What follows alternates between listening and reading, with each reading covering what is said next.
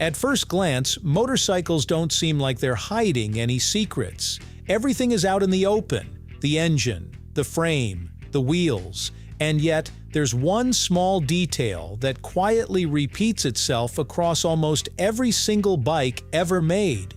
You've seen it before, probably hundreds of times, but never really stopped to question it. Why is the kickstand always on the left side of a motorcycle? Why does it always appear on the same side, no matter the design, no matter the brand? It's one of those things that feels too consistent to be random, yet too subtle to stand out. And once you finally notice it, it sticks with you, because suddenly it doesn't make sense anymore. Let's get into it, right here, on History of Simple Things.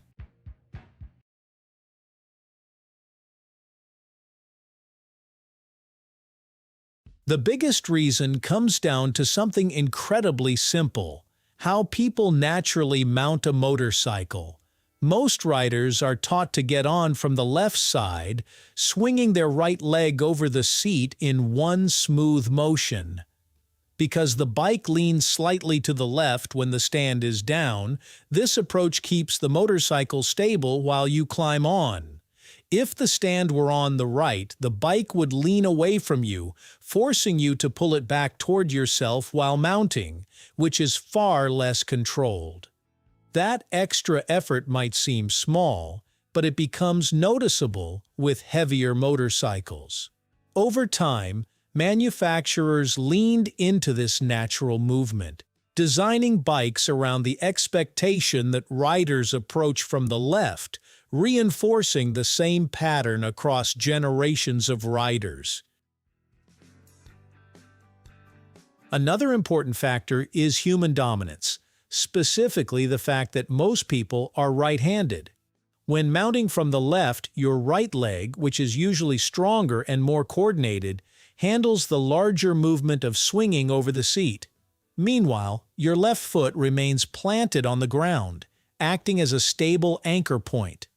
This combination gives riders better balance and control, especially when dealing with uneven surfaces or heavier bikes.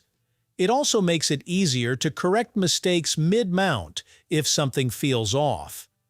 Designers tend to prioritize what works best for the majority, and in this case, left-side mounting paired with a left-side kickstand simply feels more natural for most riders. Over time, this preference became embedded into motorcycle design without needing to be formally standardized. If you take a closer look at a motorcycle's layout, the right side is often already crowded with critical components. You'll typically find the exhaust system running along that side, along with parts of the drivetrain and the rear brake pedal. These parts generate heat, require space, and need to remain unobstructed for both safety and maintenance. Placing a kickstand there would either interfere with these systems or force engineers to redesign major parts of the bike. On the left side, however, there's usually more open space, making it a more practical and efficient location. Engineers aim to minimize complications, and placing the kickstand on the left avoids unnecessary design conflicts while keeping the overall structure clean and functional. There's also a crucial safety advantage tied to how riders stop and stabilize their motorcycles. On most bikes, the rear brake is controlled by the rider's right foot, which means that foot is often occupied when coming to a stop. If the kickstand were placed on the right side, deploying it would require removing your foot from the brake at a moment when stability matters most. By placing the stand on the left, riders can keep their right foot firmly on the brake while using their left foot to lower the stand. This allows for a smoother and more controlled transition from motion to a parked position. In real-world conditions, especially on slopes or uneven ground, That extra control can make a significant difference in preventing accidents or drops. Once a design choice proves effective, it tends to spread quickly and eventually becomes the standard.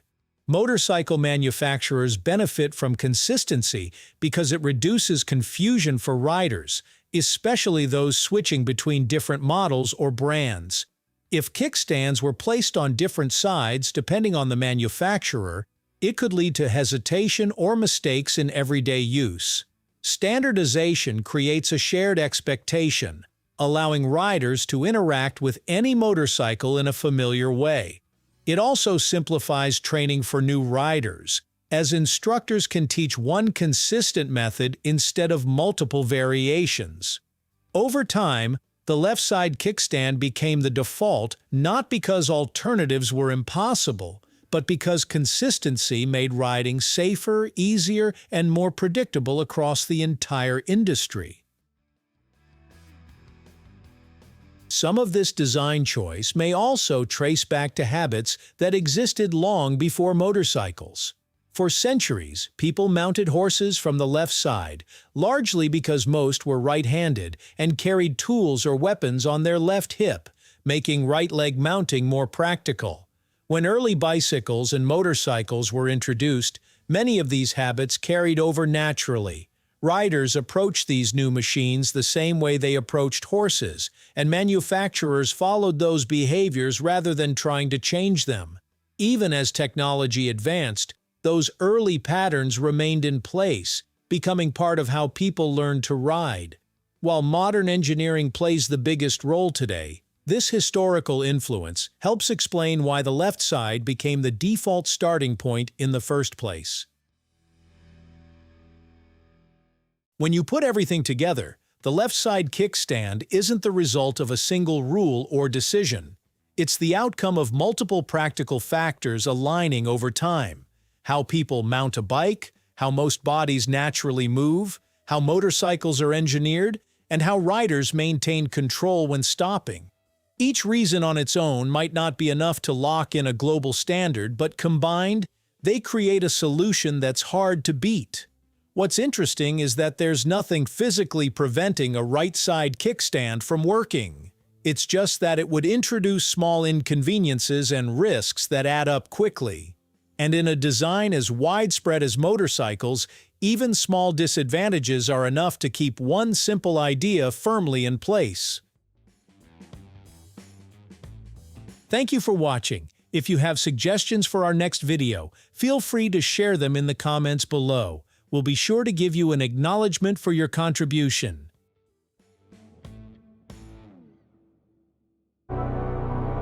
Thank you for joining us on this journey through the history of simple things. Don't forget to like, subscribe, and stay tuned for more stories woven through the smallest details.